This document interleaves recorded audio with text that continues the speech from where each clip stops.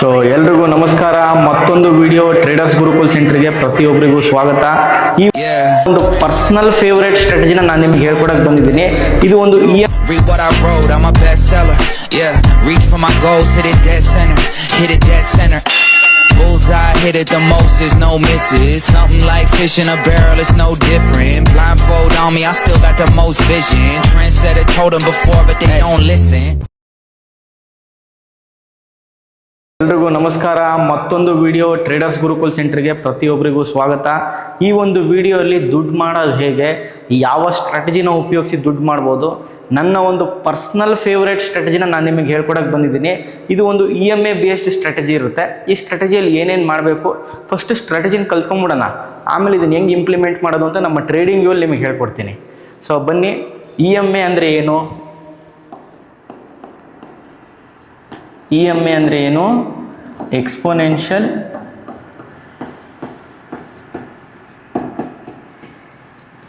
Moving average.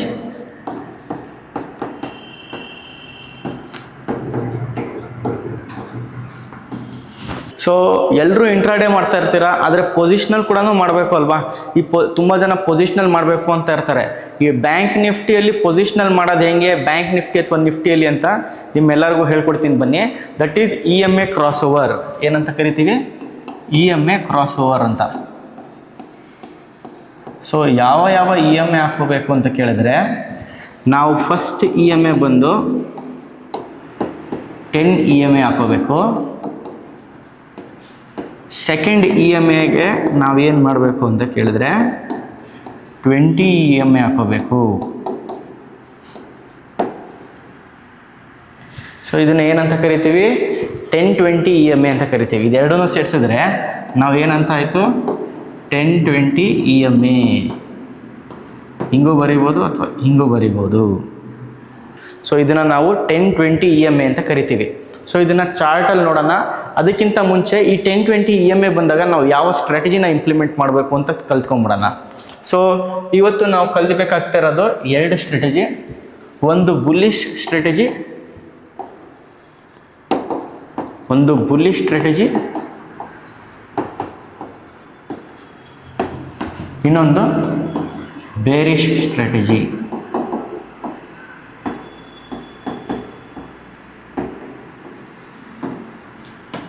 ಮತ್ತು ಈ ಒಂದು ವಿಡಿಯೋ ನಾವು ಮಾಡ್ತಾ ಇರೋದು ಕಂಪ್ಲೀಟ್ಲಿ ಎಜುಕೇಷನಲ್ ಪರ್ಪಸ್ಗೋಸ್ಕರ.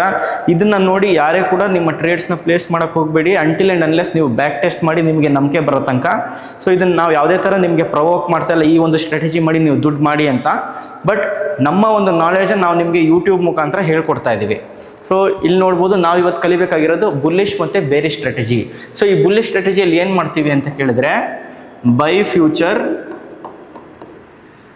ಆಮೇಲೆ ಬೈ ITM PE. ಇಲ್ಲಿ ನಾವು ಬುಲ್ಲಿಶಲ್ಲಿ ಒಂದು ಫ್ಯೂಚರ್ ಲೆಗ್ನ ಬೈ ಮಾಡ್ಕೊತೀವಿ, ಒಂದು ಇನ್ ದ ಮನಿ ಪುಟ್ನ ಬೈ ಮಾಡ್ಕೊತೀವಿ. ಏನಕ್ಕೆ ಮಾಡ್ಕೋತೀವಿ ಅಂತ ಕೇಳಿದ್ರೆ, ಬುಲ್ಲಿಶ್ ಅಂದರೆ ಏನರ್ಥ, ಮಾರ್ಕೆಟ್ ಇಲ್ಲಿಂದ ಮೇಲ್ಗಡೆ ಹೋಗಬೇಕು ಅಂತ ಅಂದ್ಬಿಟ್ಟು ಅಲ್ವಾ. ಸೊ ಬುಲ್ಲಿಶ್ ಮಾಡೋ ಉದ್ದೇಶನೇ ಮಾರ್ಕೆಟ್ ಇಲ್ಲಿಂದ ಮೇಲ್ಗಡೆ ಹೋಗುತ್ತೆ ಅಂತ.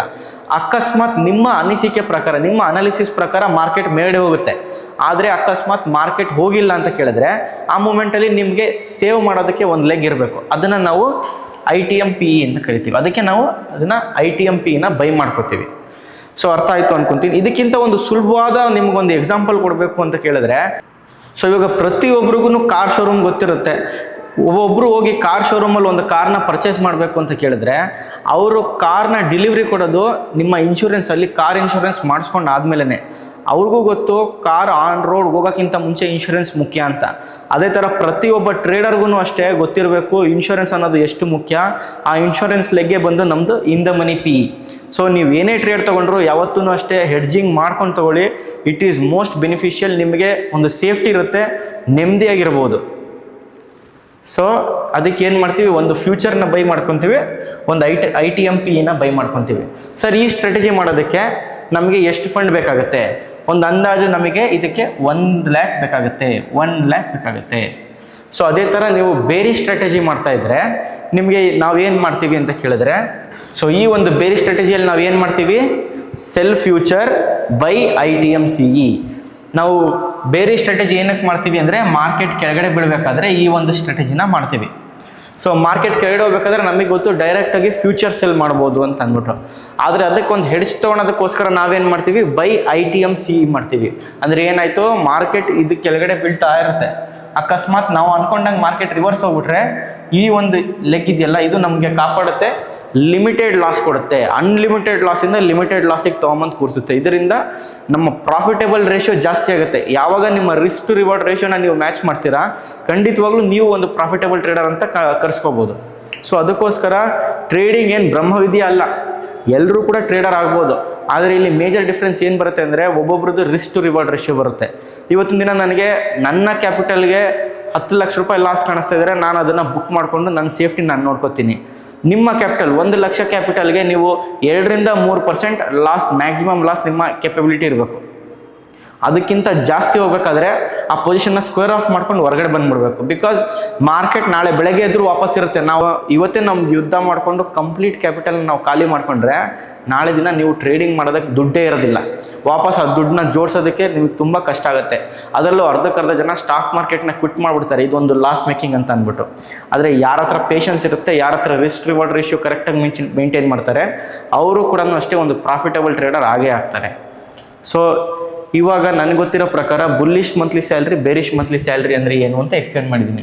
ಇದಕ್ಕೂ 1 ಲಕ್ಷ ಟೋಟಲ್. ಈ ಒಂದು ಸ್ಟ್ರಾಟಜಿ ಬೇರಿಶ್ ಮಾಡೋದಕ್ಕೆ 1 ಲಕ್ಷ ಬೇಕಾಗ್ತದೆ, ಬುಲ್ಲಿಶ್ ಮಾಡೋದಕ್ಕೆ 1 ಲಕ್ಷ ಬೇಕಾಗುತ್ತೆ. ಸೊ ಆದರೆ ಯಾವ ಮೂಮೆಂಟಲ್ಲಿ ಮಾಡಬೇಕು ಇದು ಮುಖ್ಯ. ನನಗೆ ಗೊತ್ತು ಪ್ರತಿಯೊಬ್ಬರೂ ಹಲವಾರು ಅಕಾಡೆಮಿಗಳಲ್ಲಿ ಓದಿರ್ತೀರ, ಆದರೆ ಪ್ರತಿಯೊಬ್ಬರು ಏನು ಮಾಡ್ತಾರೆ, ಸುಮ್ಮನೆ ಸ್ಟ್ರಾಟಜಿ ಏನು ಮಾಡಬೇಕು ಅಂತ ಹೇಳ್ಕೊಟ್ಬಿಡ್ತಾರೆ. ಆದರೆ ಯಾವಾಗ ಇಂಪ್ಲಿಮೆಂಟ್ ಮಾಡಬೇಕು ಅಂತ ಹೇಳ್ಕೊಡ್ತಾರಾ, ಇಟ್ ಈಸ್ ಹೈಲಿ ಇಂಪಾಸಿಬಲ್. ಆದರೆ ನಾವು ಟ್ರೇಡರ್ಸ್ ಗುರುಕುಲ್ ಸೆಂಟರ್ ಅವರು ನಿಮಗೆ ಪ್ರತಿಯೊಂದು ಸ್ಟ್ರಾಟಜಿನೂ ಎಂಥ ಒಂದು ಮೊಮೆಂಟಮ್ ಇರಬೇಕಾದ್ರೆ ಎಕ್ಸ್ಪ್ಲೇನ್ ಮಾಡಬೇಕು, ಯಾವಾಗ ಇಂಪ್ಲಿಮೆಂಟ್ ಮಾಡಬೇಕು, ಇದನ್ನು ಕಂಪ್ಲೀಟಾಗಿ ಇನ್ ಡೀಟೇಲಾಗಿ ಹೇಳ್ಕೊಡ್ತೀವಿ. ಬನ್ನಿ ಇದನ್ನು ಕೂಡ ನಾನು ನಿಮಗೆ ಹೇಳ್ಕೊಡ್ತೀನಿ. ಸೊ ನನ್ನ ಒಂದು ಬೋರ್ಡಲ್ಲಿ ನಿಮಗೆ ಟ್ರೇಡಿಂಗ್ ವ್ಯೂ ಚಾರ್ಟ್ ಕಾಣಿಸ್ತಾ ಇದೆ. ಈ ಮೂಮೆಂಟಲ್ಲಿ ಇಲ್ಲಿ ನೋಡಿರಿ, ನೀವು ಹೋಗ್ಬಿಟ್ಟು ಬ್ಯಾಂಕ್ ನಿಫ್ಟಿ ಅಂತ ಸರ್ಚ್ ಮಾಡಿರಿ. ಇದನ್ನು ನೀವು ಯಾವ ಇಂಡೆಕ್ಸ್ ಬೇಕಾದರೂ ಮಾಡ್ಬೋದು, ಆದರೆ ನಾನು ನಿಮಗೆ ಇವತ್ತು ತೋರಿಸ್ತಾ ಇರೋದು ಬ್ಯಾಂಕ್ ನಿಫ್ಟಿಗೆ ಹೆಂಗೆ ಮಾಡೋದು ಅಂತ. ಸೊ ಇಲ್ಲಿ ಏನು ಮಾಡಿ, ಇಲ್ಲಿ ಬ್ಯಾಂಕ್ ನಿಫ್ಟಿ ಅಂತ ಸರ್ಚ್ ಮಾಡಬೇಕು. ಸೊ ಇದು ಒಂದು ಪೊಸಿಷನಲ್ ಸ್ಟ್ರಾಟಜಿ ಆಗಿರೋದ್ರಿಂದ ಇದರ ಟೈಮ್ ಫ್ರೇಮ್ ಬಂದು 1 ಡೇ ಇರಬೇಕು. ಸೊ ಇದರ ಟೈಮ್ ಫ್ರೇಮ್ ಏನಿರಬೇಕು, 1 ಡೇ ಇರಬೇಕು. ಸೊ 1 ಡೇ ಟೈಮ್ ಫ್ರೇಮ್ ಹಾಕೊಂಬಿಡಿ ನಿಮ್ಮ ಟ್ರೇಡಿಂಗ್ ವ್ಯೂ ಅಲ್ಲಿ. ನೆಕ್ಸ್ಟ್ EMA ಕ್ರಾಸ್ ಓವರ್ ಹೆಂಗೆ ಐಡೆಂಟಿಫೈ ಮಾಡೋದು. ಸೊ ಇಲ್ಲಿ ನೋಡ್ರಿ, ಇಂಡಿಕೇಟರ್ಗೆ ಹೋಗಿ ಇಂಡಿಕೇಟ್ರಲ್ಲಿ ಸರ್ಚಲ್ಲಿ ವೆರಿ ಸಿಂಪಲ್ ಆಗಿ EMA ಅಂತ ಸರ್ಚ್ ಮಾಡಿರಿ. ಇಲ್ಲಿ ನಿಮಗೆ ಮೂವಿಂಗ್ ಆ್ಯಾವ್ರೇಜ್ ಎಕ್ಸ್ಪೋನೆನ್ಷಿಯಲ್ ಅಂತ ಕಾಣುತ್ತೆ. ಏನಂತ ಕಾಣುತ್ತೆ, ಮೂವಿಂಗ್ ಆ್ಯಾವ್ರೇಜ್ ಎಕ್ಸ್ಪೋನೆನ್ಷಿಯಲ್. ಇದ್ರ ಮೇಲೆ ಕ್ಲಿಕ್ ಮಾಡಿ ಅಷ್ಟೇ, 2 ಸತಿ ಕ್ಲಿಕ್ ಮಾಡಿ. ಯಾಕಂದರೆ ನಮಗೆ 2 EMA ಇಂಡಿಕೇಟರ್ ಬೇಕಾಗುತ್ತೆ. ಸೊ ನೋಡ್ರಿ, ಈ ಥರ ಪ್ರೆಸ್ ಮಾಡಾದ್ಮೇಲೆ ನಿಮಗೆ ಈ ಥರ ಇಲ್ಲಿ ಬರುತ್ತೆ. ಸೊ ಇಲ್ಲಿ ಕಾಣಿಸ್ತಾ ಇದೆ ಅನ್ಕೊತೀನಿ, ಈ ಥರ ಬರುತ್ತೆ. ಇಲ್ಲಿ ನೀವು ಜಸ್ಟ್ EMA ಅಂತ ಇದ್ರ ಮೇಲೆ ಒತ್ತಿದ್ರೆ ಇಲ್ಲಿ ಸೆಟ್ಟಿಂಗ್ ಅನ್ನೋ ಕಾಲಮ್ ಕಾಣಿಸ್ತಾ ಇದೆಯಾ, ಈ ಸೆಟ್ಟಿಂಗ್ ಮೇಲೆ ಕ್ಲಿಕ್ ಮಾಡಿ. ಈ ಸೆಟ್ಟಿಂಗ್ ಮೇಲೆ ಕ್ಲಿಕ್ ಮಾಡಾದ್ಮೇಲೆ ಸ್ಟೈಲಲ್ಲಿ ಕಲರ್ನ ಯಾವತ್ತೂ ಚೇಂಜ್ ಮಾಡಿ. 9 EMA ಯಾವತ್ತಿದ್ರೂ ಗ್ರೀನ್ ಕಲರಲ್ಲಿ ಇರಬೇಕು. ಯಾವ ಕಲರಲ್ಲಿ ಇರಬೇಕು, 9 EMA ಯಾವತ್ತೂ ಗ್ರೀನ್ ಕಲರಲ್ಲಿ ಇರಬೇಕು. ಇನ್ಪುಟ್ಸ್ ಬಂದ್ಬಿಟ್ಟು ಲೆಂತ್ನ 10 ಅಂತ ಮಾಡ್ಕೊಳ್ಳಿ. ಯಾಕಂದರೆ ನಮ್ಮ ಸ್ಟ್ರಾಟಜಿ ಏನಿದೆ, 10-20 ಇದೆ ಅಲ್ವಾ. ಸೊ ಅದಕ್ಕೆ ನಾವು ಇಲ್ಲಿ ಏನು ಮಾಡಬೇಕು, ಲೆಂತ್ 10 ಇರೋದನ್ನು ಗ್ರೀನ್ ಕಲರಲ್ಲಿ ತೊಗೊತೀವಿ. ಮಾಡ್ಬಿಟ್ಟು ಓಕೆ ಅಂತ ಕ್ಲಿಕ್ ಮಾಡಿ. ನೆಕ್ಸ್ಟ್ ಇದಕ್ಕೆ ಬಂದ್ಬಿಟ್ಟು ಸೆಟ್ಟಿಂಗ್ ಮೇಲೆ ಕ್ಲಿಕ್ ಮಾಡಿ. ಅಲ್ಲಿ ನೀವು ಸ್ಟೈಲ್ಗೆ ಹೋಗ್ಬಿಟ್ಟು ರೆಡ್ ಕಲರ್ನ ಸೆಲೆಕ್ಟ್ ಮಾಡ್ಕೊಳ್ಳಿ. ಯಾವ ಕಲರ್ನ ಸೆಲೆಕ್ಟ್ ಮಾಡ್ಕೊಳ್ಳಿ, ರೆಡ್ ಕಲರ್ನ ಸೆಲೆಕ್ಟ್ ಮಾಡ್ಕೊಳ್ಳಿ. ಇನ್ಪುಟ್ಸಲ್ಲಿ ಲೆಂತ್ನ 20 ಅಂತ ಕೊಡಿ.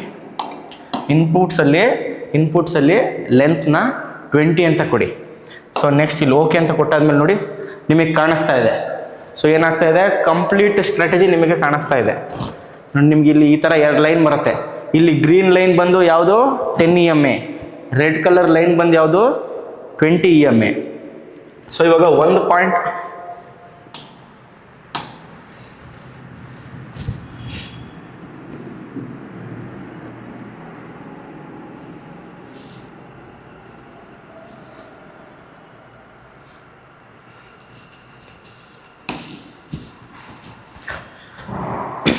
ಸೊ ಇವಾಗ ಒಂದು ಪಾಯಿಂಟ್ ನೀವೇನು ಕಲ್ತ್ಕೋಬೇಕು ಅಂತ ಕೇಳಿದ್ರೆ, ಈ 2 ಲೈನು ಈ ಥರ ಹಿಂಗೆ ಕನ್ವರ್ಜ್ ಆದಾಗ ಈ ಮೇಲ್ಗಡೆ ಗ್ರೀನ್ ಲೈನ್ ಇದ್ದು ಕೆಳಗಡೆ ರೆಡ್ ಲೈನ್ ಇತ್ತು ಅಂದರೆ ಮಾರ್ಕೆಟ್ ಬುಲ್ಲಿಶ್ ಹೋಗುತ್ತೆ ಅಂತ ಅರ್ಥ. ಏನರ್ಥ? ಯಾವಾಗ ಗ್ರೀನ್ ಲೈನ್ ಮೇಲ್ಗಡೆ ಇರುತ್ತೆ, ರೆಡ್ ಲೈನ್ ಕೆಳಗಡೆ ಇರುತ್ತೆ, ಅವಾಗ ಮಾರ್ಕೆಟ್ ಬುಲಿಶ್ ಹೋಗ್ತಾ ಇದೆ ಅಂತ ಅರ್ಥ. ಸೊ ಇವಾಗ ಅದೇ ಥರ ಬೇರಿಶ್ ಹೆಂಗಾಗುತ್ತೆ ಅಂತ ನೋಡೋಣ. ಸೊ ಬೇರಿಶ್ ಆದಾಗ ಏನಾಗುತ್ತೆ, ಗ್ರೀನ್ ಲೈನ್ ಕೆಳಗಡೆ ಬರುತ್ತೆ ಈ ಥರ, ಇದು ಗ್ರೀನ್ ಲೈನು, ಇದು ರೆಡ್ ಲೈನು. ಸೊ ಯಾವಾಗ ಬೇರಿಶ್ ಆಗುತ್ತೆ ಅಂತ ಗೊತ್ತಾಗುತ್ತೆ ಅಂದರೆ ರೆಡ್ ಲೈನ್ ಮೇಲ್ಗಡೆ ಇರುತ್ತೆ, ಗ್ರೀನ್ ಲೈನ್ ಕೆಳಗಡೆ ಇರುತ್ತೆ, ಆವಾಗ ಮಾರ್ಕೆಟ್ ಬೇರಿಶ್ ಆಗ್ತಾ ಇದೆ ಅಂತ ಅರ್ಥ. ಈ ಕ್ರಾಸ್ ಓವರ್ ಪಾಯಿಂಟ್ ಇರುತ್ತಲ್ಲ, ಈ ಪಾಯಿಂಟಲ್ಲಿ ನಾವು ಟ್ರೇಡ್ನ ಪಂಚ್ ಮಾಡಬೇಕು. ಹೆಂಗೆ ಮಾಡೋದು ಏನು ಎಲ್ಲ ಹೇಳ್ಕೊಡ್ತೀನಿ. ಸೊ ಬೇರಿಶ್ ಆದಾಗ ಹೆಂಗೆ, ಬುಲಿಶ್ ಆದಾಗ ಹೆಂಗೆ ಅಂತ ಅರ್ಥ ಆಯಿತು ಅಂತ ಅನ್ಕೊತೀನಿ. ಸೊ ಇವಾಗ ಬನ್ನಿ ನೋಡೋಣ ಚಾರ್ಟಲ್ಲಿ. ಸೊ ಬನ್ನಿ ಇವಾಗ ನಾನು ಹೇಳಿದ್ದ ಸ್ಟ್ರಾಟಜಿನ ಬ್ಯಾಕ್ ಟೆಸ್ಟ್ ಕೂಡ ಮಾಡಿ ತೋರಿಸ್ತೀನಿ. ಇಲ್ಲಿ ನೋಡ್ತಾ ಇರ್ಬೋದು, ಇಲ್ಲಿ ಫಸ್ಟ್ ನೋಡಿ ಗ್ರೀನ್ ಲೈನ್ ಕೆಳಗಡೆ ಇದೆ, ಈ ಪಾಯಿಂಟಲ್ಲಿ ಗ್ರೀನ್ ಲೈನ್ ಕೆಳಗಡೆ ಇದೆ, ರೆಡ್ ಲೈನ್ ಮೇಲ್ಗಡೆ ಇದೆ. ಅಂದರೆ ಅರ್ಥ ಏನು, ಮಾರ್ಕೆಟ್ ಬೇರಿಶ್ ಆಗಿದೆ ಅಂತ ಅರ್ಥ ಅಲ್ವಾ? ಏನರ್ಥ? ಮಾರ್ಕೆಟ್ ಬೇರಿಶ್ ಆಗಿದೆ ಅಂತ. ಸೊ ಈ ಮೂಮೆಂಟಲ್ಲಿ ನಾವು ಬೇರಿಶ್ ಟ್ರೇಡ್ನ ಇಲ್ಲೇ ಪಂಚ್ ಮಾಡ್ತೀವಿ. ಯಾವಾಗ ನಮಗೆ EMA ಕ್ರಾಸ್ ಓವರ್ ನೋಡ್ರಿ, ನಮ್ಗೆ ಯಾವತ್ತಾಗಿದೆ EMA ಕ್ರಾಸ್ ಓವರು? ನಮಗೆ EMA ಕ್ರಾಸ್ ಓವರ್ ಬಂದು 28 ಜುಲೈಗೆ ಆಗಿದೆ. ಸೊ ಇಲ್ಲಿಂದ ಮಾರ್ಕೆಟ್ ಕಂಟಿನ್ಯೂಸ್ ಫಾಲ್ ಆಗಿದೆ. ಏನಾಗಿದೆ? ಮಾರ್ಕೆಟು ಕಂಟಿನ್ಯೂಸ್ ಫಾಲ್ ಆಗಿದೆ. ಸೊ ಈ ಮೂಮೆಂಟಲ್ಲಿ ಮಾರ್ಕೆಟ್ ಎಷ್ಟು % ಬಿದ್ದಿದೆ ಚೆಕ್ ಮಾಡೋಣ ಬನ್ನಿ. ಸೊ ಈ ಮೂಮೆಂಟಲ್ಲಿ ಮಾರ್ಕೆಟ್ ಎಷ್ಟು ಪಾಯಿಂಟ್ ಕೆಳಗಡೆ ಬಿದ್ದಿದೆ, ಎಷ್ಟು ಪರ್ಸೆಂಟೇಜ್ ಕೆಳಗಡೆ ಬಿದ್ದಿದೆ ಅಂತ ನೋಡೋಣ ಬನ್ನಿ. ಸೊ ಇಲ್ಲಿ ಚೆಕ್ ಮಾಡಿದಾಗ ಮಾರ್ಕೆಟ್ ಹೈಯಿಂದ ಆಲ್ಮೋಸ್ಟ್ 4.5%, ಅಂದರೆ 2600 ಪಾಯಿಂಟ್ ಮಾರ್ಕೆಟ್ ಕೆಳಗಡೆ ಬಿದ್ದಿದೆ. ಎಷ್ಟು ದಿನದಲ್ಲಿ? 29 ದಿನ, 20 ವರ್ಕಿಂಗ್ ದಿನದಲ್ಲಿ. ಈ ಪಾಯಿಂಟಲ್ಲಿ ನಾವೇನಾದರೂ ಬೇರೆ ಸ್ಟ್ರಾಟಜಿನ ಹಾಕಿದರೆ ನಾವು ಕೂಡ ಖಂಡಿತವಾಗ್ಲೂ ದುಡ್ಡು ಮಾಡ್ಬೋದಾಗಿತ್ತು. ಅದೇ ಥರ ಬುಲ್ಲಿಶ್ ಯಾವಾಗ ಮಾಡ್ತೀವಿ ಅಂತ ಕೇಳಿದ್ರೆ ಇಲ್ಲಿ ನೋಡ್ರಿ, ನಿಮಗೆ ಇಲ್ಲಿ ಕಾಣಿಸ್ತಾ ಇರತ್ತೆ ನೋಡಿ. ಸೊ ಇಲ್ಲಿಂದ ಮಾರ್ಕೆಟ್ ಕನ್ವರ್ಟ್ ಆಗಿದೆ ನೋಡಿ, ಗ್ರೀನ್ ಲೈನ್ ಮೇಲ್ಗಡೆ ಇದೆ, ರೆಡ್ ಲೈನ್ ಕೆಳಗಡೆ ಇದೆ. ಸೊ ಇದಾದ್ಮೇಲೆ ನಮಗೆ ಇಲ್ಲಿ ಮಾರ್ಕೆಟ್ ಬುಲಿಶ್ ಹೋಗುತ್ತೆ ಅಂತ ನಮಗೆ ಇಂಡಿಕೇಟ್ ಮಾಡಿದೆ.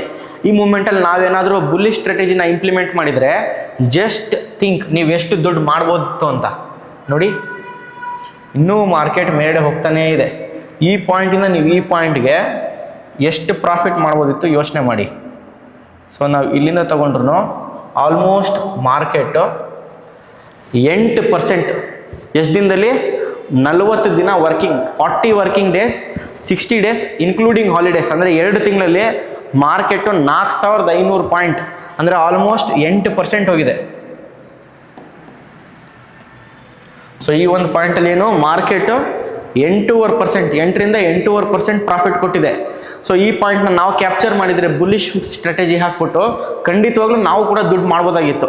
ಅದೇ ಥರ ನೋಡಿ, ಪ್ರತಿ ಸತಿ ಯಾವಾಗ ಇದು ಕನ್ವರ್ಟ್ ಆಗುತ್ತೆ ಆ ಮೂಮೆಂಟಲ್ಲಿ ನಾವು ಹಾಕಿದ್ರೆ ಖಂಡಿತವಾಗ್ಲೂ ದುಡ್ಡು ಮಾಡ್ಬೋದು. ಸೊ ಯಾವ ಮೂಮೆಂಟಲ್ಲಿ ಇದು ವಾಪಸ್ ಕನ್ವರ್ಟ್ ಆಗುತ್ತೆ ಅಲ್ಲಿ ತನಕ ವೆಯ್ಟ್ ಮಾಡಬೇಕು. ಅಲ್ಲಿ ತನಕ ನಿಮ್ಮದು ಅಬ್ಸರ್ವೇಷನ್ ಪೀರಿಯಡ್. ಈ ಒಂದು ತಾಳ್ಮೆ ನಿಮ್ಮಲ್ಲಿ ಇತ್ತು ಅಂದರೆ ಖಂಡಿತವಾಗ್ಲೂ ಒಳ್ಳೆ ದುಡ್ಡನ್ನ ಮಾರ್ಕೆಟಲ್ಲಿ ದುಡಿಬೋದು. ಸೊ ಈ ಒಂದು ಸ್ಟ್ರಾಟಜಿನ ನೀವು ಕೂಡ ಬ್ಯಾಕ್ ಟೆಸ್ಟ್ ಮಾಡಿ ರಿಸಲ್ಟ್ ಹೆಂಗಿದೆ ಅಂತ ಕಮೆಂಟ್ ಸೆಕ್ಷನಲ್ಲಿ ಕಮೆಂಟ್ ಮಾಡಿ. ಮುಂದಿನ ವೀಡಿಯೋಗಳಲ್ಲಿ ನಿಮ್ಗೆ ಇದೇ ಥರ ಇದರದೇ ಇನ್ನೊಂದು ಅಪ್ಡೇಟೆಡ್ ಫಾರ್ಮ್ಯಾಟ್ ಬೇಕು ಅಂದರೆ ಖಂಡಿತವಾಗ್ಲೂ ನೆಕ್ಸ್ಟ್ ವೀಡಿಯೋಲಿ ಇದನ್ನು ಹೇಳ್ಕೊಡ್ತೀನಿ. ಕಮೆಂಟ್ ಸೆಕ್ಷನಲ್ಲಿ ನೀವು ನನಗೆ ತಿಳಿಸ್ಬೇಕಾಗುತ್ತೆ ನಿಮ್ಮ ಡೌಟ್ ಏನಿದೆ, ಅದನ್ನು ನಾವು ಖಂಡಿತವಾಗ್ಲೂ ಬಗೆಹರಿಸ್ತೀವಿ. ಸೊ ಈ ಒಂದು ವಿಡಿಯೋ ನಿಮಗೂ ಕೂಡ ಇಷ್ಟ ಆಗಿದ್ರೆ ಲೈಕ್ ಮಾಡಿ, ಶೇರ್ ಮಾಡಿ ಹಾಗೂ ಸಬ್ಸ್ಕ್ರೈಬ್ ಮಾಡಿ.